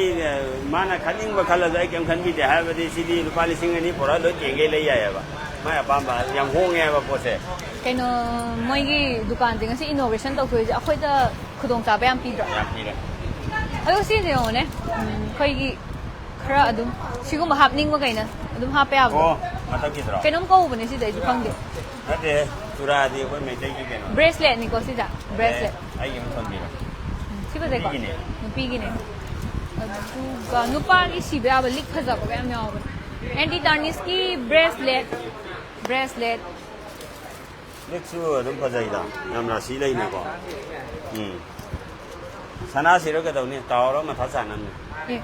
ꯁꯤ ꯑꯣꯏꯅ ꯁꯤꯔꯣ ꯁꯤꯅ ꯐꯖꯩ 아시디 또 라케노네 ꯁꯤ ꯑꯣꯏꯅ ꯁꯤꯔꯣ 그라운 그라운드 살라게 시절. 데마 홈수비게 버저이 확인해 ꯑꯩ ꯗꯥꯂꯣꯌꯥꯁꯦ ꯈꯪꯅꯨꯡ ꯅꯨꯡꯁꯤꯔꯛꯑꯦ ꯀꯃꯥꯏꯅ ꯇꯧꯅꯤ 마이메 여지디 카멘도 파운데 뭐 카멘도 미는 핫버도 시라만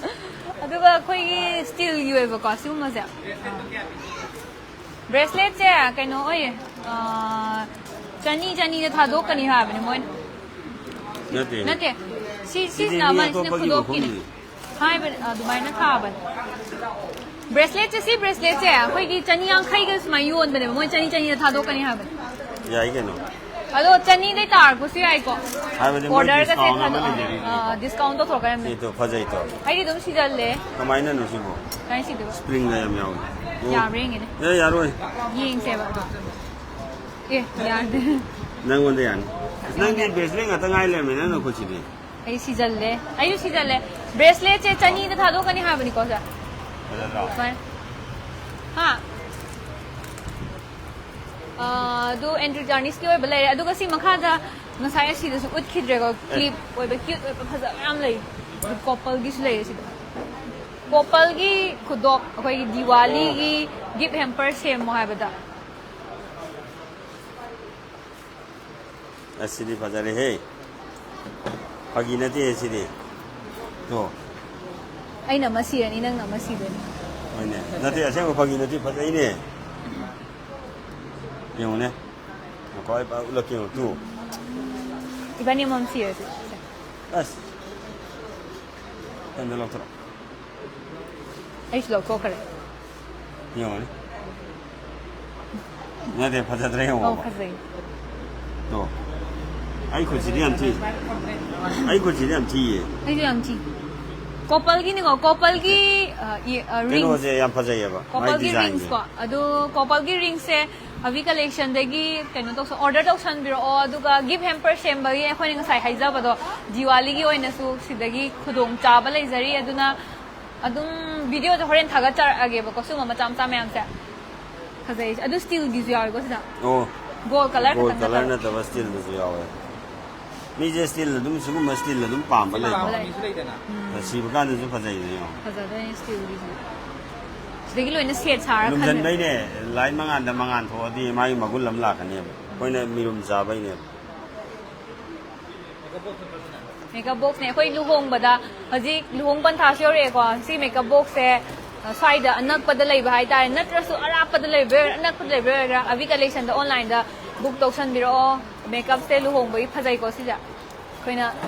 ꯃꯦꯀꯞ ꯍꯥꯞꯄꯒꯤ ꯑꯗꯨꯒ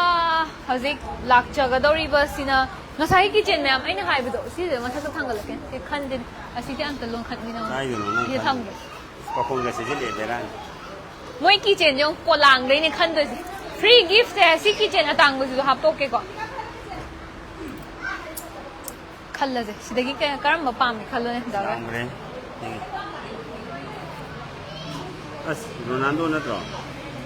ꯔꯣꯅꯥꯜꯗꯣꯔꯅꯦ ꯑꯗꯨꯕ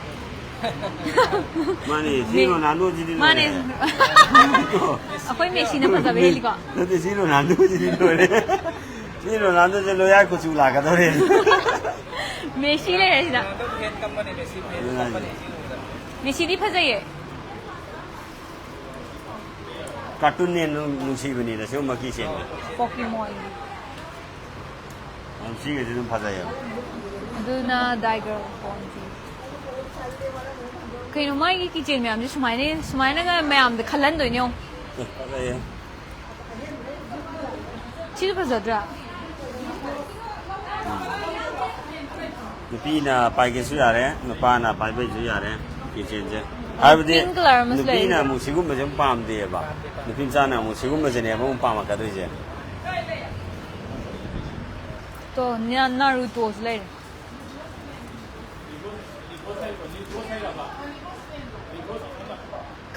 ꯈꯪꯗꯦ ꯁꯤꯗ ꯌꯥꯎꯔꯤꯕ ꯃꯌꯥꯝꯁꯦ ꯎꯕꯗ ꯁꯤꯗ ꯀꯩ ꯀꯧꯒꯦ ꯁꯤ ꯃꯃꯤꯡꯁꯦ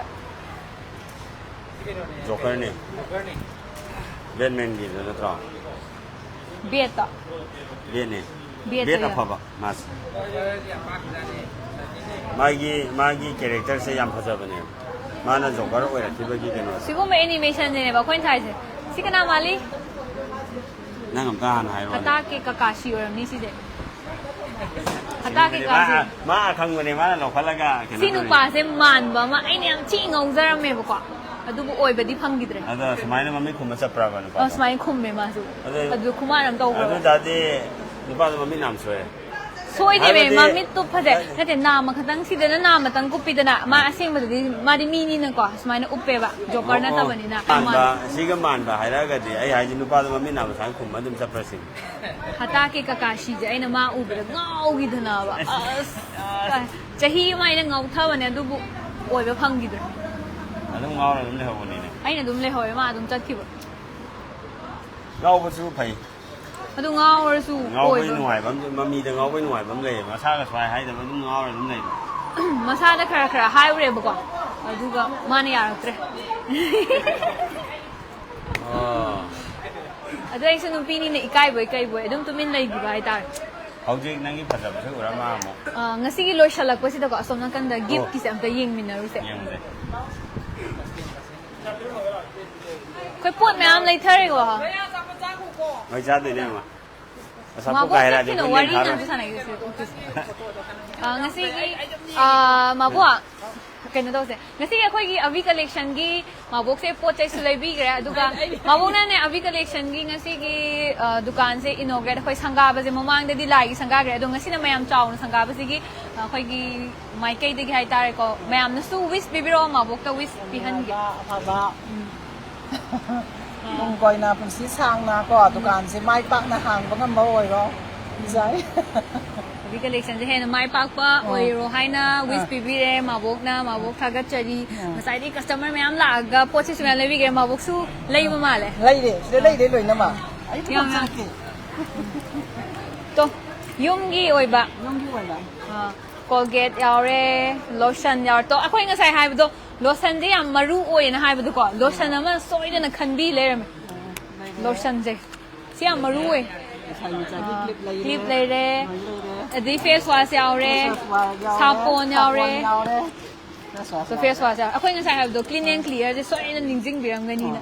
ꯌꯥꯝ ꯅꯨꯡꯉꯥꯏꯖꯔꯦ ꯂꯩꯕꯒꯤꯅꯦꯀꯣ ꯉꯁꯤ ꯑꯩꯈꯣꯏꯅ ꯂꯥꯛꯆꯔꯤ ꯌꯥꯝ ꯊꯥꯒꯠꯂꯦ ꯌꯥꯝ ꯅꯨꯡꯉꯥꯏꯖꯔꯦ ꯁꯤ ꯃꯃꯥꯅꯦ ꯑꯗꯨꯒ ꯑꯩꯈꯣꯏ ꯁꯣꯝ ꯅꯥꯀꯟꯗ ꯂꯣꯏꯁꯤꯜꯂꯛꯄꯗ ꯃꯕꯣꯛ ꯀꯩꯀꯩ ꯂꯩꯊꯔꯒꯦ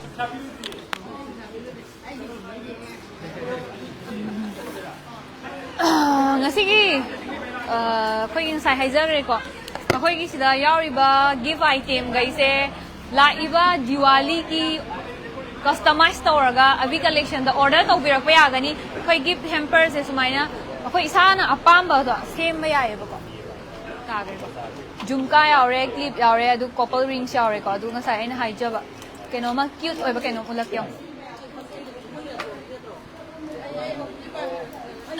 ꯗꯥꯂꯨꯌꯥ ꯀꯩꯅꯣꯝ ꯌꯦꯡꯉꯨ ꯂꯥꯛꯑꯣꯅꯦ ꯀꯩꯅꯣꯝ ꯌꯦꯡꯍꯟꯒꯦ ꯃꯣꯏꯒꯤ ꯕꯨꯀꯦꯁꯦ ꯁꯨꯃꯥꯏꯅ ꯁꯦꯝꯕ ꯌꯥꯏꯀꯣ ꯕꯨꯀꯦꯁꯦ ꯁꯨꯃꯥꯏꯅ ꯁꯦꯝꯕ ꯌꯥꯏ ꯀꯩꯅꯣꯝ ꯌꯦꯡꯍꯟꯒꯦꯕꯀꯣ ꯁꯤ ꯄꯥꯏꯌꯣ ꯁꯤ ꯀꯩ ꯃꯥꯜꯂꯦ ꯌꯦꯡꯉꯨ ꯍꯦꯛ ꯌꯦꯡꯕꯗ ꯅꯨꯄꯤꯅ ꯄꯥꯝꯒꯗꯕ ꯑꯣꯏꯕ꯭ꯔꯥ ꯉꯍꯥꯟꯋꯥꯏ ꯑꯩꯈꯣꯏ ꯄꯤꯛꯏꯉꯩꯗ ꯑꯃ ꯔꯦꯖꯔ ꯃꯅꯝ ꯅꯨꯡꯁꯤꯕ ꯑꯃ ꯂꯩꯔꯝꯕꯗꯣ ꯍꯥꯟꯅꯒ ꯇꯧꯔꯒ ꯅꯝꯕꯗꯣ ꯑꯗꯨ ꯍꯦꯛꯇ ꯅꯤꯡꯁꯤꯡꯉꯦ ꯁꯤꯗꯤ ꯈꯪꯉꯝꯃꯔꯣꯏ ꯈꯪꯉꯦꯍꯦ ꯑꯗꯨ ꯍꯧꯖꯤꯛꯐꯥꯎ ꯌꯣꯜꯂꯤꯌꯦ ꯃꯅꯝ ꯅꯨꯡꯁꯤꯕꯗꯣ ꯌꯥꯝ ꯇꯥꯡꯅ ꯌꯣꯜꯂꯦ ꯑꯩꯈꯣꯏ ꯃꯇꯝꯗ ꯈꯪꯉꯝꯃꯅꯤꯗꯅ ꯒꯤꯐ ꯍꯦꯝꯄꯔꯁꯦ ꯁꯨꯃꯥꯏꯅ ꯁꯦꯝꯕ ꯌꯥꯏꯑꯕꯀꯣ ꯑꯩꯈꯣꯏꯅ ꯑꯣꯔꯗꯔ ꯇꯧꯕꯤꯔꯛꯑꯦꯗꯅ ꯕꯤ ꯀꯂꯦꯛꯁꯟꯒꯤ ꯁ꯭ꯇꯣꯔꯗꯒꯤ ꯑꯣꯔꯗꯔꯁꯦ ꯇꯧꯕꯤꯔꯛꯑꯒ ꯁꯤꯒꯤ ꯄꯣꯠꯁꯦ ꯑꯩꯅ ꯍꯥꯞꯅꯤꯡꯕ ꯗꯤꯖꯥꯏꯟ ꯁꯤ ꯍꯥꯞꯄꯤꯌꯨ ꯁꯤ ꯍꯥꯞꯄꯤꯌꯨ ꯀꯁꯇꯃꯥꯏꯖ ꯇꯧꯕ ꯌꯥꯏ ꯑꯗꯨꯒ ꯅꯨꯄꯥꯒꯤ ꯑꯣꯏꯕꯁꯨ ꯁꯤ ꯂꯩꯔꯦ ꯁꯨꯃꯥꯏꯅ ꯁꯦꯝ ꯀꯔꯝꯕꯅꯣ ꯅꯪ ꯄꯤꯔꯛꯀꯗꯣꯏꯁꯦ ꯁꯤꯗꯤ ꯃꯤꯅ ꯍꯥꯟꯅ ꯁꯦꯝꯃꯝꯕꯅꯦꯕꯀꯣ ꯑꯩꯅ ꯗꯥꯂꯨꯌꯥꯒꯤꯗꯤ ꯄꯔꯐ꯭ꯌꯨꯝ ꯁꯦꯠ 3 ꯍꯥꯟꯕꯗꯣ ꯑꯗꯨꯃ ꯄꯤꯔꯛꯑꯅꯤ ꯑꯗꯨꯒ ꯁꯤꯗ ꯈ꯭ꯋꯥꯏꯗꯒꯤ ꯇꯥꯡꯕ ꯁꯟꯁꯀ꯭ꯔꯤꯟ ꯑꯃ ꯂꯩꯌꯦ ꯑꯗꯨꯃ ꯍꯥꯞꯄꯛꯑꯅꯤ ꯃꯁꯛ ꯐꯖꯊꯣꯔꯛꯑꯗꯤ ꯋꯥꯈꯜ ꯑꯃꯃꯨꯛ ꯈꯜꯂꯛꯀꯗꯧꯔꯤꯅꯦ ꯑꯗꯨꯗꯒꯤꯗꯤ ꯑꯩꯈꯣꯏ ꯕꯣꯗꯤ ꯋꯥꯁ ꯑꯃ ꯍꯥꯞꯄꯛꯑꯅꯤ ꯁꯥꯄꯣꯟꯅꯒ ꯏꯔꯨ ꯑꯝꯇ ꯂꯨꯍꯜꯂꯔꯣꯏ ꯕꯣꯗꯤ ꯋꯥꯁꯅ ꯑꯗꯨꯒ ꯅꯨꯄꯥ ꯌꯥꯝ ꯄꯥꯝꯕ ꯉꯁꯥꯏ ꯀꯤꯆꯦꯟꯗꯣ ꯑꯗꯨꯝ ꯍꯥꯞꯄꯛꯑꯅꯤ ꯑꯗꯨꯒ ꯑꯗꯨꯗꯤ ꯃꯥꯒꯤ ꯍꯧꯖꯤꯛꯀꯤ ꯉꯁꯥꯏ ꯌꯥꯝ ꯄꯥꯝꯃꯝꯕ ꯅꯨꯄꯥꯗꯣ ꯑꯩ ꯑꯣꯟꯊꯣꯛꯈ꯭ꯔꯦ ꯑꯗꯣ ꯑꯩ ꯄꯨꯟꯁꯤꯗ ꯅꯨꯄꯥꯗ ꯔꯣꯁ ꯑꯝꯇ ꯄꯤꯔꯛꯇ꯭ꯔꯤꯕꯀꯣ ꯑꯗꯣ ꯗꯥꯂꯨꯌꯥꯗ ꯄꯤꯔꯒꯦ ꯉꯁꯤꯗꯤ ꯍꯥꯏ ꯑꯩꯁꯨ ꯄꯨꯟꯁꯤꯗ ꯅꯨꯄꯤꯅ ꯔꯣꯁ ꯄꯤꯔꯛꯇ꯭ꯔꯦ ꯑꯗꯣ ꯉꯁꯤꯗꯤ ꯂꯧꯁꯜꯂꯦ ꯑꯩꯅ ꯄꯤꯕ ꯉꯥꯛꯇ ꯐꯖꯗ꯭ꯔꯣ ꯑꯗꯨꯗꯤ ꯑꯩꯅ ꯍꯥꯟꯅ ꯔꯣꯁ ꯄꯤꯕꯁꯦ ꯑꯩꯅ ꯍꯥꯟꯅ ꯑꯣꯏꯗꯣꯏꯅꯤꯀꯣ ꯑꯣꯏꯔꯦ ꯑꯅꯤꯕꯨꯗꯤ ꯂꯩꯈ꯭ꯔꯦ ꯅꯪꯅ ꯑꯩꯅ ꯈꯔ ꯇꯣꯉꯥꯟꯕ ꯑꯃ ꯑꯣꯏꯈ꯭ꯔꯦꯕ ꯁꯤꯅꯤꯗꯣ ꯁꯨꯃꯥꯏꯅ ꯕꯨꯀꯦꯁꯦ ꯕꯨꯀꯦ ꯍꯥꯏꯗꯣꯏꯔꯦ ꯕꯨꯀꯦꯁꯦ ꯑꯗꯨꯝ ꯍꯥꯞꯄ ꯌꯥꯏꯀꯣ ꯁꯤ ꯁꯨꯃꯥꯏꯅ ꯁꯦꯝꯍꯟꯕ ꯌꯥꯏꯗꯣ ꯕꯨꯀꯦꯁꯦ ꯃꯅꯨꯡꯗ ꯁꯨꯃꯥꯏꯅ ꯃꯆꯥ ꯍꯥꯞꯍꯜꯂꯒ ꯁꯤ ꯀꯁꯇꯃꯥꯏꯖ ꯗꯤꯋꯥꯂꯤꯒꯤ ꯑꯗꯨ ꯁꯤꯒꯤ ꯕꯣꯛꯁꯁꯦ ꯁꯤꯁꯨ ꯍꯦꯛꯇ ꯁꯤꯗ ꯁ꯭ꯇꯣꯛꯇ ꯃꯌꯥꯝ ꯊꯝꯃ ꯂꯩꯔꯦ ꯃꯌꯥꯝꯅ ꯑꯄꯥꯝꯕ ꯃꯑꯣꯡꯗ ꯁꯦꯝꯍꯟꯅꯤꯡꯕꯗꯣ ꯁꯨꯃꯥꯏꯅ ꯔꯤꯕꯟꯒꯁꯦ ꯁꯨꯃꯥꯏꯅꯒ ꯀꯤꯔꯛꯈꯤꯗꯣꯏꯅꯦ ꯁꯨꯃꯥꯏꯅ ꯀꯤꯔ ꯁꯦꯝꯃꯛꯈꯤꯗꯣꯏꯅꯦꯕ ꯁꯨꯃꯥꯏꯅ ꯇꯧꯔꯒ ꯑꯗꯨꯅ ꯃꯌꯥꯝꯁꯨ ꯑꯩꯈꯣꯏꯒꯤ ꯂꯥꯏꯐꯁꯦ ꯂꯣꯏꯁꯤꯟꯖꯔꯛꯑꯒꯦ ꯃꯌꯥꯝꯅꯁꯨ ꯉꯁꯤꯒꯤ ꯑꯩꯈꯣꯏ ꯂꯥꯏꯐꯁꯤꯒꯤꯀꯣ ꯀꯩꯅꯣꯝ ꯂꯩꯕ ꯃꯤ 5 ꯈꯜꯂꯒꯅꯦ ꯂꯛꯀꯤ ꯋꯤꯅꯔ 5 ꯈꯜꯂꯒ ꯂꯛꯀꯤ ꯋꯤꯅꯔꯗ ꯁ꯭ꯄꯦꯁꯦꯜ ꯑꯣꯏꯕ ꯒꯤꯐ ꯑꯃ ꯊꯝꯃꯤꯕ ꯑꯗꯣ ꯂꯣꯁꯟ ꯄꯥꯝꯃꯦ ꯂꯣꯁꯟ ꯂꯧꯕ ꯌꯥꯏ ꯑꯗꯨꯗꯒꯤꯗꯤ ꯃꯤ 5ꯁꯦ ꯀꯃꯥꯏꯅ ꯈꯜꯂꯦ ꯑꯩꯈꯣꯏꯒꯤ ꯑꯣꯠꯄꯗꯣ ꯅꯠꯇꯦ ꯃꯤ 5ꯁꯦ ꯀꯃꯦꯟ ꯁꯤꯌꯔ ꯇꯧꯕ ꯁꯤꯌꯔ ꯇꯧꯕ ꯑꯗꯨꯒ ꯀꯃꯦꯟꯇ ꯑꯕꯤ ꯀꯂꯦꯛꯁꯟ ꯑꯅ ꯏꯕꯤꯔꯝꯃꯅꯤ ꯑꯗꯨꯒꯨꯝꯕꯁꯤꯡꯗꯨꯗꯒꯤ ꯑꯩꯈꯣꯏꯅ ꯂꯣꯇ꯭ꯔꯤ ꯇꯧꯔꯒ ꯃꯤꯡꯗꯣ ꯃꯣꯏꯗ ꯑꯦꯟꯇ꯭ꯔꯤ ꯇꯧꯔꯅꯤꯗꯅ ꯑꯗꯨꯒ ꯃꯤ 5 ꯈꯜꯂꯒ ꯋꯤꯅꯔꯗꯨꯗ ꯑꯩꯈꯣꯏꯅ ꯁ꯭ꯄꯦꯁꯦꯜ ꯑꯣꯏꯕ ꯒꯤꯐ ꯑꯃ ꯊꯝꯖꯔꯤ ꯍꯧꯖꯤꯛꯁꯤ ꯏꯪꯊꯝꯊꯥ ꯋꯤꯟꯇꯔ ꯑꯣꯏꯔꯦ ꯂꯣꯁꯟ ꯈꯟꯒꯦꯁꯨ ꯌꯥꯔꯦ ꯂꯣꯁꯟ ꯂꯩꯔꯦ ꯑꯗꯨꯒꯤ ꯀ꯭रीम खनगेꯁु यारे लोना दुकान लागा तांग होंबदो दुकान मपूना हाइजरनी अदो कस्टमर सिंग खल्लगदी याम तांगमले लौबिगनु ए काई सुंगाई दि हायरो मोय मपूजिना हाइबदी मयांगी दमकता हेक्ता पिथरगे न ngaइनेबा अदुना दा खय पैसा लेजद्रसु सिदा लागा दुम लेया अदुना ngasi खय क्वाइटल स्विस्टी की लाइव असिदा यंगबिरिबा मयामना लाइट अमदि शेयर तौसनबिरमो अदुगा सुंकाउ काउरोइदबा अमना फॉलो तौसनबसि मा काउबिरनो साइदि मानंग हांगबजे येंगबदने आई वागा nganingdi bo yeng legra ma sumaina ke thara labada aduna kaubirano kai ngawnu pa oile